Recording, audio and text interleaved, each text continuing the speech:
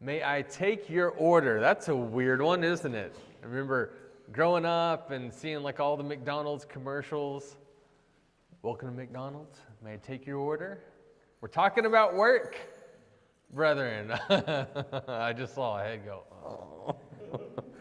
Yes, the thing that you must wake up to tomorrow. We're going to get into it.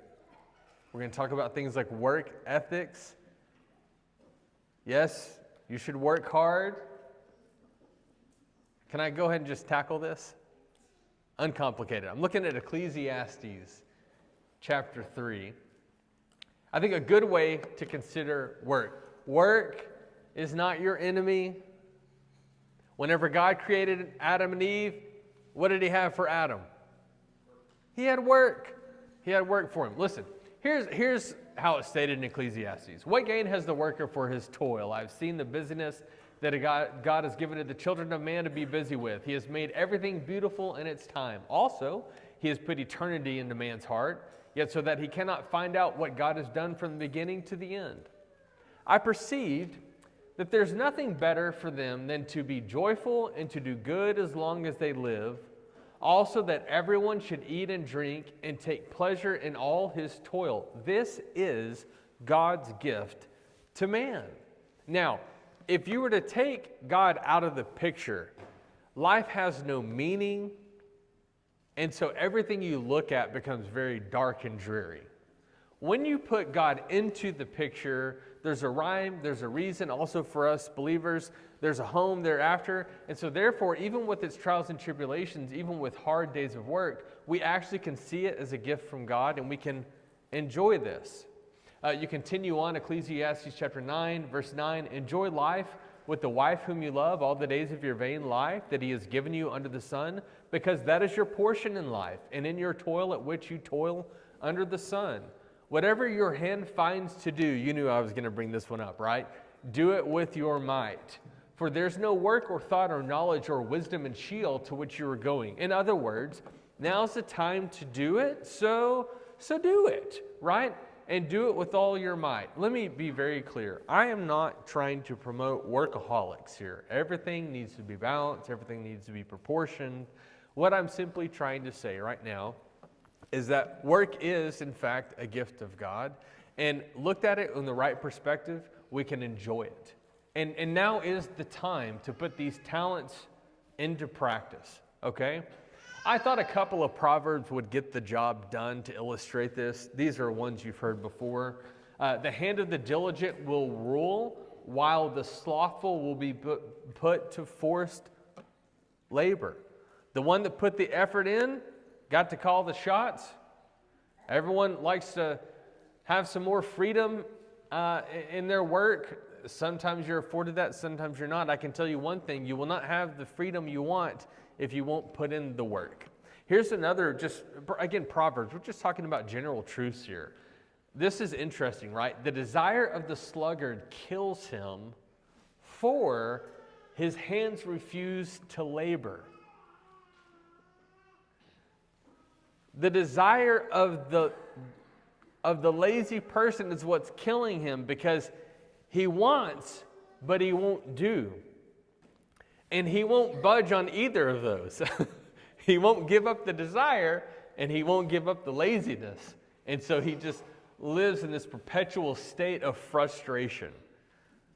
I'm just going to take for granted the fact that you have heard before, don't be lazy. Okay? Can I just take that for granted, and I'm going to move on now. God expects us to, do your work. And also, help yourself. God's word is for a good. Help yourself in this manner. But this is the one. We're going to transition. The sluggard buries his hand in the dish. It wears him out to bring it back to his mouth. Okay, thank you, because I'm hearing some laughter there. I think this is supposed to be funny, right? It's a proverb. It paints this awesome mental picture. You can see this man or woman, and they're just hands in the dish, and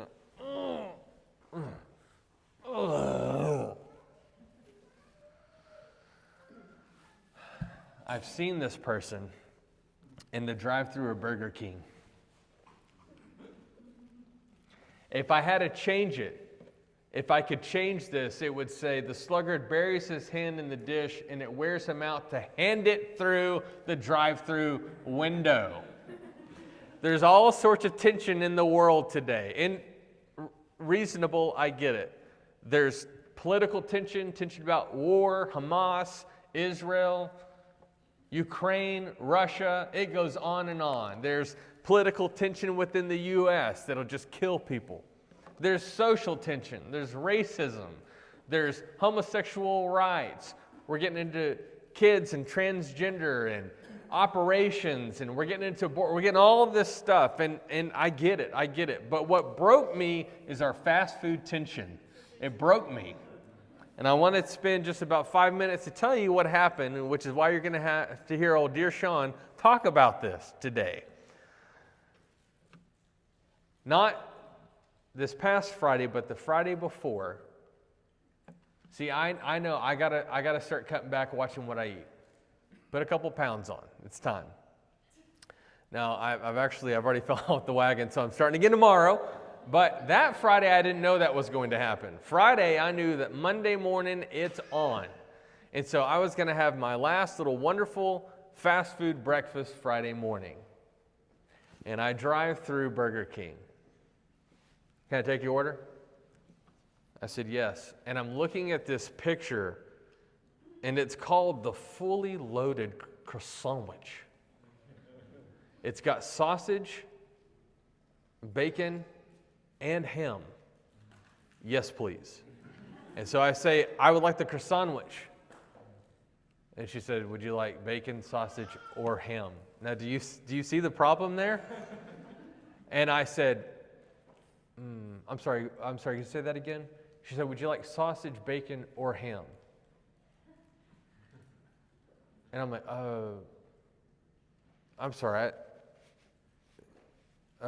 Literally, this is happening. And she goes, it's all right, I got it. Is there anything else you'd like to order? And I'm like, yeah, I'd like to have a Diet Coke because I like to balance it out. I like to have a Diet Coke.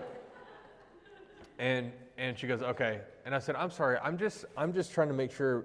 I said, I'm looking at the picture of the fully loaded croissant sandwich, and it has sausage, bacon, and ham on it. And she goes, right.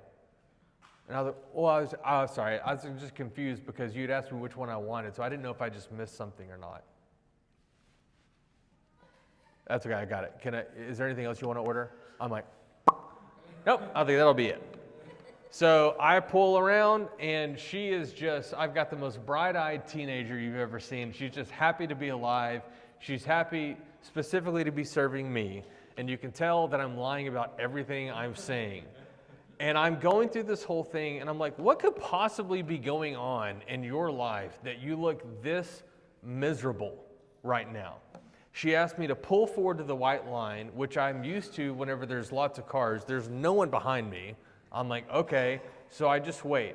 Eventually the food comes out, just stone cold, hands me my food, and I think immediately, I bet you something's wrong in this order. And I look in and I got my sandwich, but not the tots that come with this meal. Because remember, I ordered this sandwich and I told her what drink I want, which I would think it's a safe conclusion, oh, he wants the meal.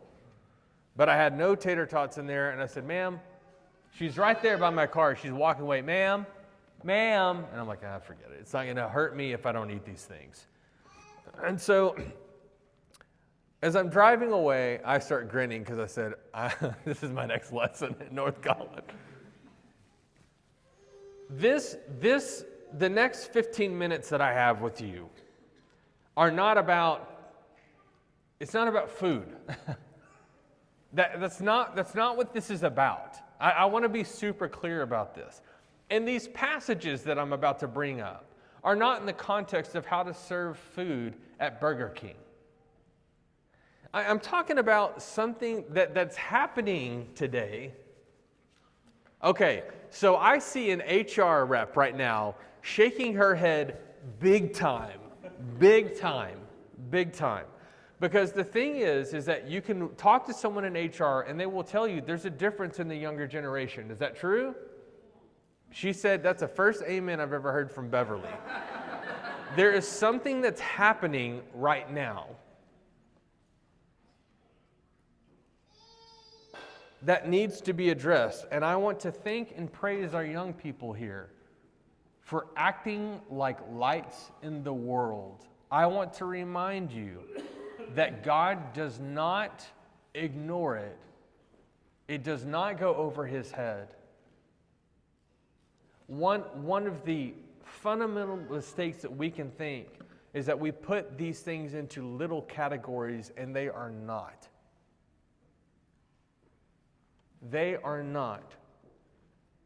And I want to encourage you to continue being the young men and women that you are. Now, this is for everyone here. But if I may, I please, if you're younger, listen this up, because I'm also complimenting you, because I know you guys, and I know your character, and I know how you are out in the world. Thank you for that. See, Jesus said in the same way, he's talking about how you light a lamp and you put it in a house and it gives light to everyone. He says, in the same way, let your light shine before others so that they may see your good works, and give glory to your Father who is in heaven. Because you understand that really what we're doing is we're getting people to notice what we're doing so that they understand who God is. And we are supposed to be a light in the world. Listen, it is incorrect to tell young adults, like, one day you're going to be spending more time with other people than your family. It's already happening. For most of us, we went to school, right? So already from a young age, you know what it is to spend most of your day with people that aren't mom or dad, brother and sister. You know the importance of what it is, how to get along, how to mold, how to think about your behavior. You know and you've experienced what it is to help someone in their life in these scenarios. But yeah, it just becomes greater because you go to school, and then, boy, here's the thing. You start going to school and you're working on top of that. Now you're working full-time. You're working full-time. You are, for a fact, spending more time with these individuals than you are your own flesh and blood, right? So it matters. Now, again, I'm pulling from the principle.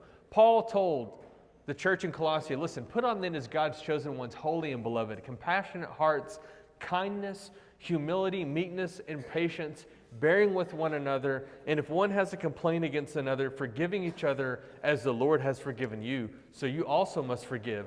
And above all these, put on love, which binds everything together in perfect harmony.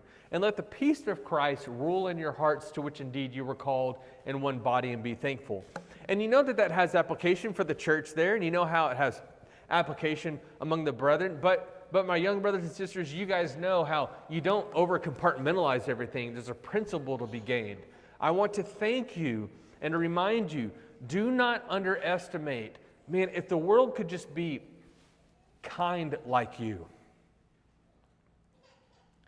if we could just have a little bit more kindness, how much that would mean to the people around. What it means whenever you go into your workplace and you can show, hey, I can be a person that is patient and can bear with one another.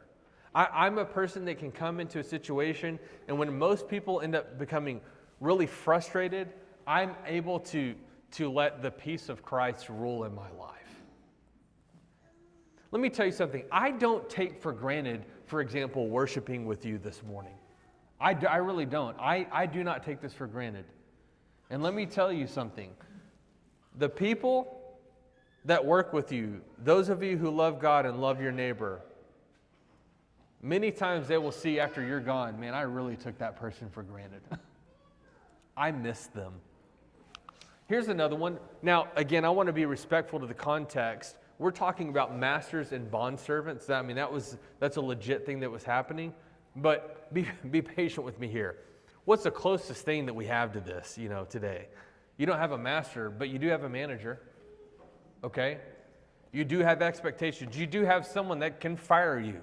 You do have people that are good managers, all this, again, you know. Bondservants obey in everything those who are your earthly masters, not by way of eye service as people pleasers, but with sincerity of heart, fearing the Lord. Whatever you do, work heartily as for the Lord and not for men, knowing that from the Lord you will receive the inheritance as your reward. You are serving the Lord Christ. For the wrongdoer will be paid back for the wrong he has done, and there is no partiality. I love the fact that right now your parents and hopefully your Christian community has encouraged you that, hey, whenever you go in and you work, you're not acting the way you are. Here's another angle of this. Just for eye service, for people pleasers, to climb the ladder. You are doing this because the reality is, even if you're working at McDonald's, and I don't say even if it's bad, I'm saying if you're at McDonald's and if you're handing out, you're not really serving a burger to a person, you're serving the Lord who has served you. If you want to be first, Jesus says, be last. That's what changes you. What about, I was looking at these passages and they all have different angles. They all have different really good nuances that bring light into our life. Something to think about, something that's tangible, something that I can be mindful of whenever I'm serving. Servants, be subject to your masters with all respect, not only to the good and gentle, but also to the unjust. People, you tell me if I'm lying or not. People are being killed in fast food drive-thrus. Because whenever they perceive that someone is unjust to them, again, I'm just talking principally here now. We got stressed out people, and they're like, the only thing right now that's going to make it good for me today is this chicken sandwich. And they ain't playing around. And now we're killing people because we feel like we're being treated unjustly. Listen, we have got to understand, and again, I mean this, God bless you, you young people who set example to many times even older people that aren't getting this, that you may have a manager who is not right in how they treat you. You may have a customer that is not right in how they treat you. And you behave correctly. Cannot say enough about this. Oh, you ready for this one? Do all things without grumbling or disputing. This one, when I was reading, I'm like, I got to put this one in. I'm seeing grins already from several of you. Do all things without grumbling or disputing, that you may be blameless and innocent, children of God, without blemish in the midst of a crooked and twisted generation, among whom you shine as lights in the world. There it is again. Holding fast to the word of life, so that in the day of Christ I may be proud that I did not run in vain or labor in vain. Again, we know it has a very specific context. We're not talking about what happened with dear old Sean Briggs and Burger King drive-thru. But the principle here, I would like to think that most everyone in the world can understand that when they're doing business with someone, that person could be having a legitimately bad day. Amen? And I would like to think that most people will pardon that. Because there's no telling what could be going on. And I'm also saying that because I don't want you to think I'm being overly critical here. But if I didn't know any better, it seems like every 16 and 17-year-old that I'm meeting today in the drive-thru is having the worst day of their life every day. Every day. And I'm thinking, it can't be that bad, can it? Listen, this isn't going to sound good on my part, but I'm going to share it anyways. I have data on this stuff, which also is you're like, you're going through drive-thru too many times. True. But I've got data on this. Do you know that it's gotten so bad that twice, out of just curiosity, I could tell from the moment I start to order, their voice alone on this thing, I'm like, this is gonna be interesting. And I've thought, I'm just gonna see if they say anything to me. What if I didn't say anything? And twice I have gone through drive-thru. I have paid, they've handed it back, they've given me my drink, they've handed my food, and I drove off. The second time I did it, it's like the girl picked up on it at the end, and she became offended at me. She went, and and drove off. Now, I shouldn't have done that. But this is just crazy talk. The attitudes, thank you, young people, for not being this. And if I may say, don't be this. Don't be this. I'm assuming the best because I know you and I believe in you. We have such a weird mindset today. I was watching an Amazon commercial, and it's so subtle. It's like we don't even understand what we're saying. It talks about like this poor old guy, like in his late 20s, he looks like, who has to go back home to start his business and has to use his parents' house as his like, as his like factory where he stores stuff. I'm like, what kind of odd perspective is that? I mean, you mean like your parents graciously let you move back in? Like you took up their couch to store boxes? Do you understand what I'm saying? It's almost like the new generation didn't even understand, oh wait, you shouldn't be doing that. Your mom and dad are helping you instead of, I had to move back in with my mom and dad. That's the kind of person where you meet them and they're like, hey, do you have your own place? Like, yeah, but I let my mom and dad live with me. It's weird what's going on. Can we please watch our attitudes? It's not about fast food. What it's about is that people are becoming discouraged because they feel like people are absolutely self-centered and unappreciative of what's happening. That's what's going on. It's not about the food. It's not about the product. Paul said, for though I am free from all, I have made myself a servant to all, that I might win more of them. To the Jews I became as a Jew in order to win Jews. To those under the law I became as one under the law, though not being myself under the law, that I might win those under the law. To those outside the law I became as one outside the law, not being outside the law of God, but under the law of Christ, that I might win those outside the law. To the weak I became weak, that I might win the weak. I have become all things to all people, that by all means I might save some. I do it all for the sake of the gospel, and I love this last part, that I may share with them in its blessings. And I love the humility that Paul has, because he doesn't view himself as the one that is bestowing the blessings, the gifts on other people. He views himself as the one that has graciously been offered these blessings. And he's thrilled at the idea of being able to share those blessings with other people. But in order to do that, again, the context here, he's talking about winning people to Christ. And so, do you remember, like you can read through the book of Acts and you can see how he would deal with people. If he was coming to a Jewish synagogue and dealing with Jewish brethren that had not yet accepted Christ, he was learning how to mold and how to bend with that situation. Not again adhering to the old law, but learning how to deal with them. Or he could deal with a Gentile, someone outside, right? Outside of the law of Moses. He's under the law of Christ, but he's learning how to deal with them and how to bend with them. I love this because Paul's whole mentality was so not centered on himself. He could not escape the reality that it was God's realm and God's kingship that he was a part of, and he had a genuine desire to pull people in. And so all I'm saying, brothers and sisters, is let's continue to adopt this mindset.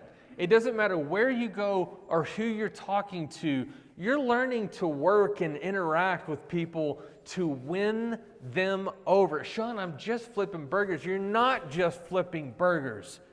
Romans chapter 12 says it's your reasonable worship to God. You're not just flipping burgers. And so I end with this. We are blessed to be children. Bondservants are to be submissive to their own masters in everything. They are to be well-pleasing, not argumentative, not pilfering, but showing all good faith, so that in everything they may adorn the doctrine of God our Savior. And so here's the final mental picture I want to leave you with. If you forget everything, please remember this. If you're putting on an Applebee's apron, if you're putting on a Sonic t-shirt, Sonic was my first job. It stressed me out. If you're putting on a Sonic shirt, if you're putting on your company badge, that's part of something that you do, but that's not who you are. You have put on, you have adorned yourself with Jesus Christ. That's what you've put on. And so that's why you're going to say, Hey, welcome to Burger King. How can I help you? And you're going to smile. Even if during the day earlier on that morning you just had a horrible day. You're a nurse, you're a doctor, you're gonna serve that person even though they're not grateful for all the time and energy that you've put in, all the study, all the money you had to pay for that, and they're not appreciative. You are going to just serve them because you've been served first of all by Him. And because you know that kindness can break those attitudes. You get what I'm saying? Brethren, do you think it's a coincidence that if I were to ask you, when you think about fast food restaurants, who has the most polite staff ever? Say it out loud. Wow. Wow, that's interesting. I didn't ask you that one. Is it a coincidence that Chick-fil-A has the best staff? I wonder why. I wonder what they're basing that out of. God bless you. Thank you so much for your service. You're serving the Lord. Be a light. Shine it. All right, let's stand and sing praises.